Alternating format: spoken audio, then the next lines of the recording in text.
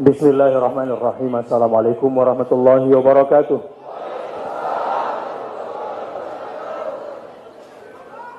Mujahid-mujahid ekonomi yang akan menjadi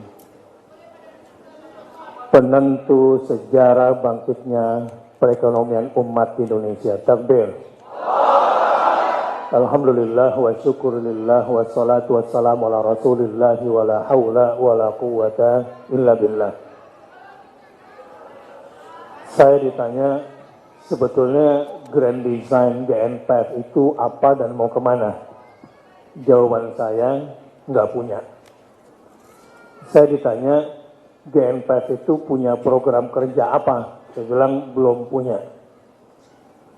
Terus nah, yang benar adalah bahwa GNPF hanya menjalankan Grand Design Allah Subhanahu wa Ta'ala saja, yang khususnya di dalam surah Al-Maidah ayat 49,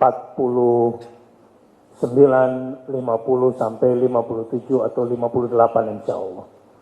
Jadi kalau mau tahu GNPF itu apa dan mau kemana, baca aja surah Al-Maidah ayat 49 sampai 58. Dan hari ini menurut tadabbur saya yang lemah ini sampai pada posisi Al-Maidah 52. Khususnya pada ayat fa'asallahu ayyatiya bil fatah aw amrin min indih. Dan kelihatannya kalau ini kita konsisten jalankan, insya Allah fayusbihu ala ma asarru fi anfusihim nadimin. Itu akan tercapai nanti ke sana. Jamaah rahimakumullah. Lalu apa program kerja GNPF? Awalnya saya bilang nggak ada. Karena tugas kami sebetulnya adalah hanya menangkap aspirasi umat, lalu kemudian berusaha merealisasikannya sesuai konstitusi. Dan inilah ranah kita, jihad konstitusional. Suruh berdiri katanya. Assalamualaikum. Celakanya, ini bahasa kagum sebetulnya. Kayak orang Betawi bilang gila gitu kan. Konotasinya positif nih sebetulnya maksudnya.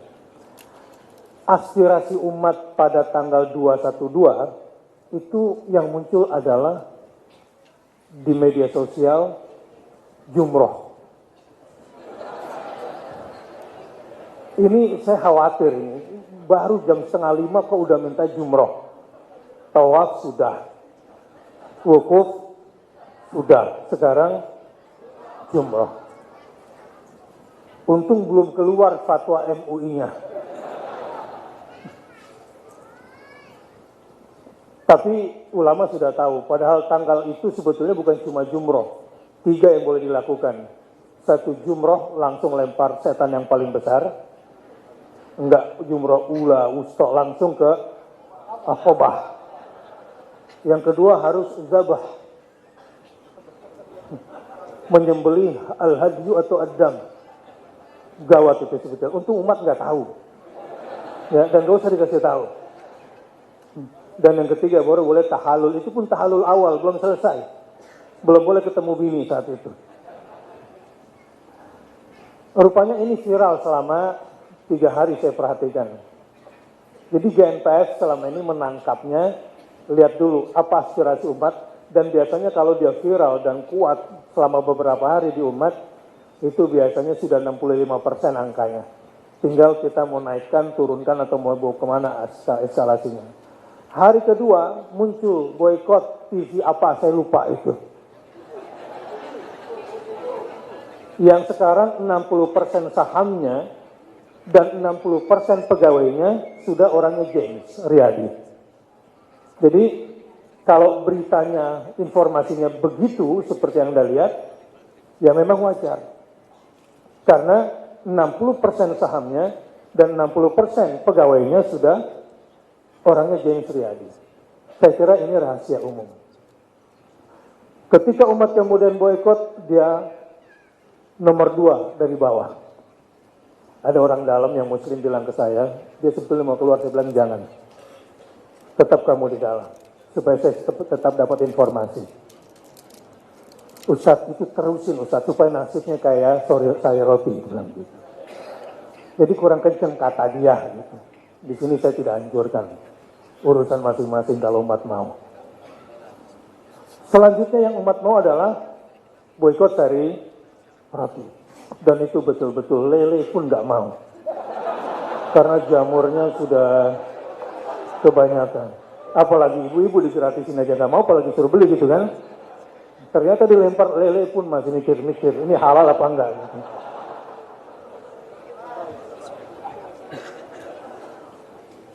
Lanjut lagi ke, saya dengar beberapa tempat di Jawa ini Alfamart dan Indomaret ganti nama.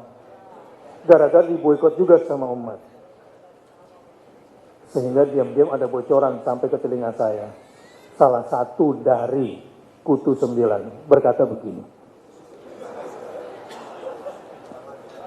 Yang umat Islam ini ingat, dalam sebuah pertarungan tidak boleh ada kemusyrikan di kepala. Khususnya tahayul dan khurafat, nggak boleh. Misalnya, khurafat yang nggak boleh ada di dalam benak umat Islam, dan ini musyrik nanti ujungnya. Takut sama naga. Ini musyrik ini. Musyrik nggak? Takut nggak sama naga?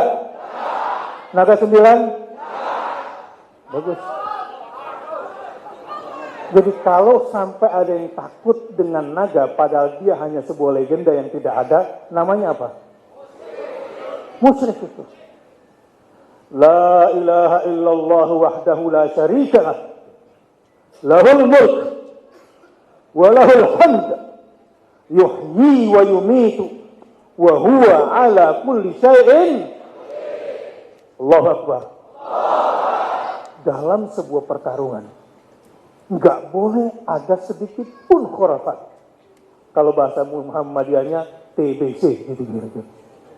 Tahayul, khurafat, bid'ah, dan itu nggak boleh ada. Makanya saya sebut tadi Kutu 9. Kenapa saya mengambil istilah Bung Tomo? Tahun 45 pasukan terkuat saat itu adalah pasukan Sekutu. Ya, di benak Bung Tomo. Khususnya yang terkuat pada masa itu adalah Nika. Di bawah kepemimpinan Inggris. Yang hendak mengambil jajahan Belanda di Indonesia gitu kan. Karena Bung Tomo nggak punya khurafat di benaknya, takut nggak menghadapi Nika Inggris? Tidak. Itu yang membuat Indonesia merdeka pada saat itu sebetulnya. Karena nggak boleh ada khurafat. Nggak boleh. Takut dengan siapapun. Jadi berani lawan Kutu. Dan ingat, yang diseru oleh Bung Tomo untuk kebangkitan pada saat itu adalah bukan wahai orang kaya, wahai para jenderal, wahai para doktor dan profesor. Nggak, dari situ mulainya. Rakyat jelata, tukang-tukang beca, bakul-bakul nasi, gitu kan? Kita buktikan kepada Inggris bahwa kita adalah bangsa yang sungguh-sungguh ingin merdeka. Merdeka atau bangkit. Laula Surabaya, lakana Indonesia tahta Baritannya. Kalau enggak gara-gara Surabaya, mungkin Indonesia nasibnya sudah seperti Malaysia dan Singapura. Di bawah jajahan karena tidak ada khurafat. Jadi mulai hari ini saya ingin beritahukan, kalau kita ingin menang secara ekonomi, nggak boleh lagi ada kemusyrikan di benak kita. Siap? Termasuk nggak boleh nyembah materi,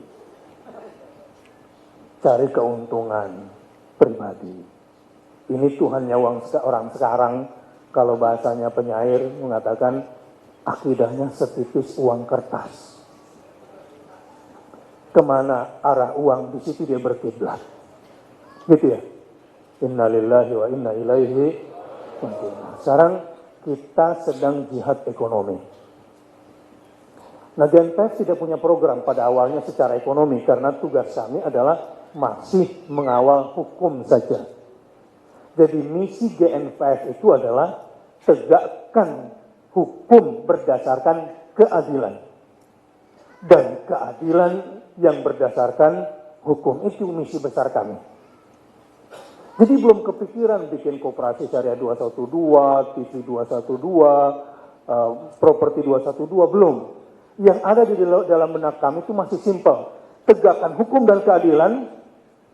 Yang monopoli TV stop mulai sekarang. Dia cuma boleh punya satu, radio satu, TV satu. Selebihnya kembalikan ke negara. Itu dalam pikiran saya sebetulnya. Saya belum sampai ke properti 212. Tegakkan hukum dan keadilan. Monopoli-monopoli dan oligopoli yang ada di Indonesia ini. Termasuk semua yang kata Pak Anggito itu nggak legal, itu bangunan yang dimiliki oleh mereka di Tamrin dan Sudirman, tegakkan hukum. Yang menjadi hak negara kembalikan ke negara, yang menjadi hak rakyat kembalikan, termasuk tanah reklamasi. Kasih itu masyarakat pulau yang padatnya terpadat se Asia. Tegakkan aja hukum karena itu memang benar-benar melanggar. Reklamasi melanggar nggak? Jadi saya belum berpikir bikin properti. Jadi kalau dia tetap bangun sekarang, sebetulnya saya alhamdulillah. Ya, suruh bangun aja terus. Ya, sampai saatnya rakyat bersatu. Dan rakyat kuat, tegakkan apa? Hukum.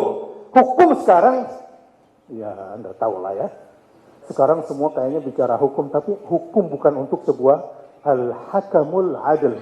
Output dari sebuah hukum dalam asma al-husna itu adalah al-hakamul berujung pada keadilan.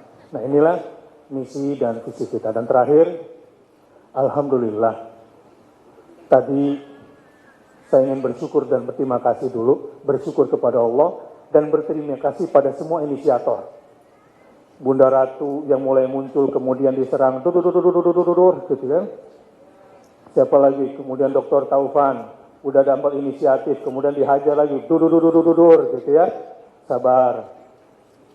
Ya, karena yang Anda alami, duluan juga saya alami itu. Ya, sabar. Kemudian Dr. Eka, udah ambil inisiatif, kumpulin, dihajar lagi, gitu. Itu resiko kalau ingin bela Islam di depan. Ya, jadi nggak usah kecewa, dan nggak usah lagi ada permusuhan. Sepakat? Untuk itu, saya minta Bunda Ratu berdiri. Dr. Eka berdiri. Dr. Taufan berdiri. Mas Anggito kasih Bunda Ratu di tengah-tengah. Mohon maaf ya Pak Anggito. Saya minta berdoa masing-masing. Wala taj'al fi qulubina ghillan lil ladzina amanu rabbana innaka ra'ufur rahim. Jadi mulai hari ini semua sudah siap melebur? Siap ya Pak ya? Disaksikan oleh umat. Ya, saya pun di GNPF nggak mau nama saya dimasukkan. Sehingga punya saham gitu, enggak. Itu bukan tujuan kita. Dan kita semua di sini sedang jihad ekonomi. Nah, alhamdulillah, mereka-mereka yang sudah menjadi inisiator ini saya ucapkan terima kasih yang sebesar-besarnya. Dan kemudian sudah freeze kemarin, membekukan dulu sebentar untuk kemudian menyerahkan kepada Dewan Ekonomi Syariah 212 yang dipimpin oleh Bapak Kiai Haji Safi Antonio berdiri. Nah ini insya Allah yang tiga ini yang punya kemarin inisiatif yang luar biasa, sudah mengambil resiko, ya, sudah mengeluarkan harta dan waktunya semua, lalu kemudian diserang dan dihujat, kemudian alhamdulillah sudah bersatu, dan insya Allah nanti yang akan dikoordinatori oleh Pak Dr. Safi Antonio. Jelas ya?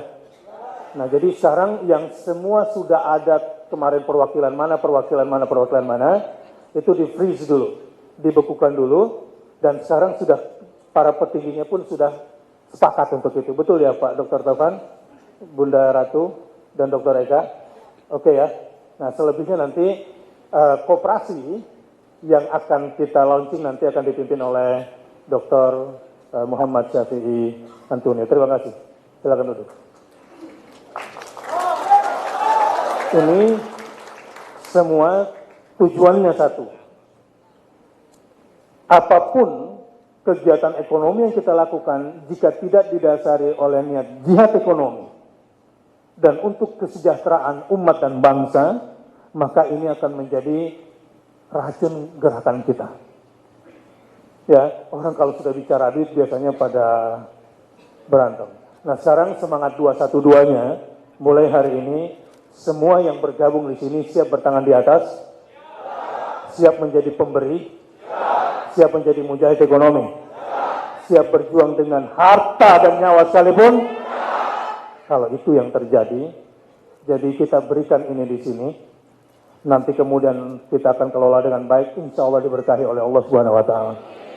Dan satu lagi, seandainya zakat umat betul-betul serius dikelola dengan baik, nanti di sini ada Pak Kiai Haji Didin Hafiduddin yang akan membimbing kita semua. Harusnya zakat umat Islam berapa, Prof, per tahun? 217 triliun. Setahun. Siap menjadi mujahid-mujahid penggerak zakat? Nanti kita bicarakan sama beliau. Ya, kita dapat 50% saja dari 217 itu harusnya ya kita ambil 100 triliun aja per tahun. Enggak ribet begini koperasi kita. Jadi insya Allah nanti akan ada gerakan-gerakan yang lebih berkah lagi. Dan kalau umat mau berzakat bukan cuma 100 triliun atau 217 triliun yang kita dapat, keberkahan umat, daya beli mereka meningkat gak? Daya ekonomi mereka meningkat gak? Kita mulai dari hal-hal yang sebetulnya dianjurkan oleh agama. Itulah tujuan kita secara ekonomi. Wassalamualaikum warahmatullahi wabarakatuh.